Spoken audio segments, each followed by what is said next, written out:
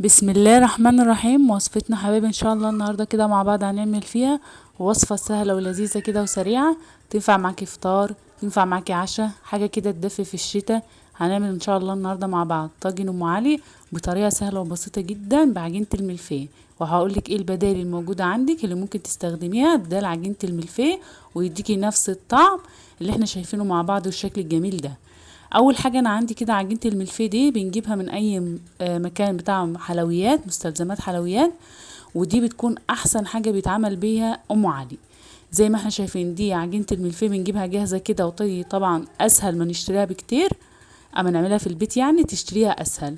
بيكون ده شكلها، بنجيبها كده، نجيب مع بعض طبق هنكسرها فيه، واحنا بنكسرها ونقطعها كده ما عايزين القطعه بتاعتها تكون ايه، مش كبيره قوي ولا صغيره قوي، يعني ما نخليهاش ناعمه جامد وما نخليهاش برضو حتت كبيره، عشان لما تطلعي بالمعلقه كده تكون سهله معاكي. هكسرها بايدي كده زي ما احنا شايفين مع بعض، بتتكسر معاكي بكل سهوله. طب انا لو مش متوفر عندي عجينه الملفيه دي ممكن اعمل ايه؟ ممكن نجيب ورقه جلاش وندهنها سمنه وندخلها الفرن تاخد معانا لون، وبرضه نكسرها بنفس الطريقه. ممكن لو معاكي رواق طري تنشفيه في الفرن وتديله دهن السمنه بلدي برضه وتكسريه معاكي هيديكي نفس النتيجه. يبقى ممكن رقاق، ممكن عجينه الجلاش، وطبعا عجينه الملفيه دي وصفه من الاساسيه معانا. هكسرها معانا كده بطريقه سهله وبسيطه، وممكن كمان ان انا احطها في الكيس بتاعها واتك عليها كام تكه كده هتنزل معاكي، ودي طريقه اسهل زي ما احنا شايفين كده مع بعض في الفيديو. انا هكسرها هحطها في الكيس بتاعها وابدا ان انا اكسرها بايدي كده ونحطها برضو. ممكن تحتفظي كده بيها في التلاجة، بتكون احسن كمان ما تاخدش معاكي حيز ومكان في التلاجة.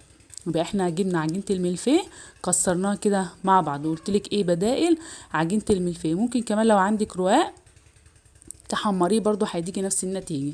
هجيب بقى عندي الطواجن بتاعتي كده، اي طاجن فخار، بايركس، اي صينية ألمونيا عادي، المهم ان هو هيخش معايا الفرن، وابدا ان انا ارص فيه عجينة الملفيه بتاعتي كده بدون اي مادة دهنية ولا اي حاجة. ونحطش كتير في الطاجن لان هو لما بتحطي عليه اللبن بحجمه بيزيد معاكي. انا كده وزعت عجينة الملفيه.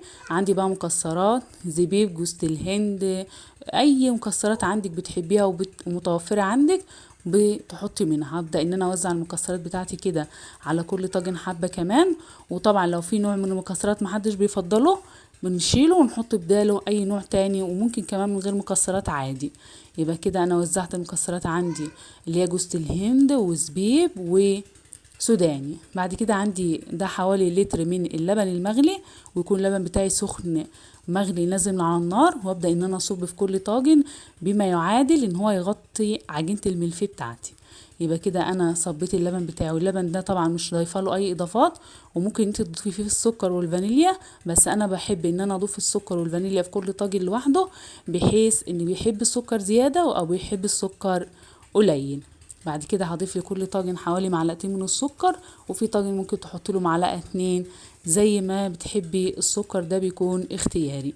وكمان رشه من الفانيليا ممكن ان احنا نضيفها. زي ما احنا شايفين كده حبايبي مع بعض، طريقه سهله وبسيطه خالص لطريقه ام علي. ممكن كمان ان احنا ندهن الوش بتاعها قشطه وندخلها الفرن على طول، بس انا هقولك على خلطه كده هتعمليها جميله جدا هتديكي طعم كريمي خالص لام علي. دي عندي معلقتين من القشطه او وش اللبن، او قشطه العلب، اي قشطه موجوده عندك، وهحط عليها حوالي 3 معالق او معلقتين من السكر، عشان السكر ده لما بيتحرق وهو بيدخل الفرن بيديكي لون ذهبي حلو.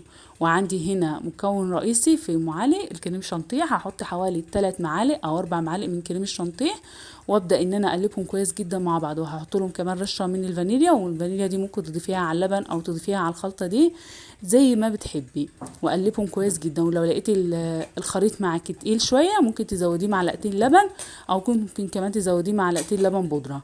وابدا ان انا اقلبهم كويس جدا مع بعض لحد ما احصل على قوام يكون معاكي كريمي كده وشكله حلو زي ما احنا شايفين. وابدا بقى اخد الطاجن ده، الخلطه اللي انا عملتها دي، واوزعها على الطواجن بتاعتي بتاعت ام علي.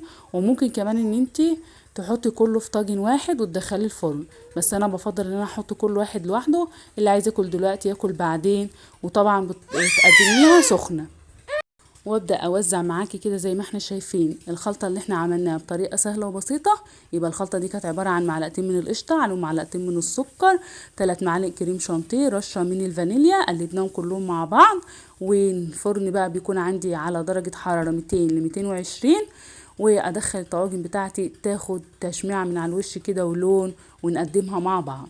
وبكده حبايبي تكون وصفتنا خلصت النهارده. اتمنى ان أنا اكون قدرت اقدم لك معلومه مفيده وسهله وبسيطه. ما تنسيش اهم حاجه تعملي لي لايك وشير وتشتركي معايا في القناه لو انت لسه ما اشتركتيش، وتفعلي زر الجرس عشان كل ما انزل فيديو جديد يوصلك باشعار. وكده ام علي بتاعتنا خلصت خلاص. اسهل حاجه حلوه ممكن تعمليها في الشتاء، ممكن زي ما قلت لك تقدميها فطار، في العشاء، حد عايز ياكل حاجه حلوه سريعه بنقدمها مع بعض. يلا اعملي لي بقى لايك وشير، ومع السلامه.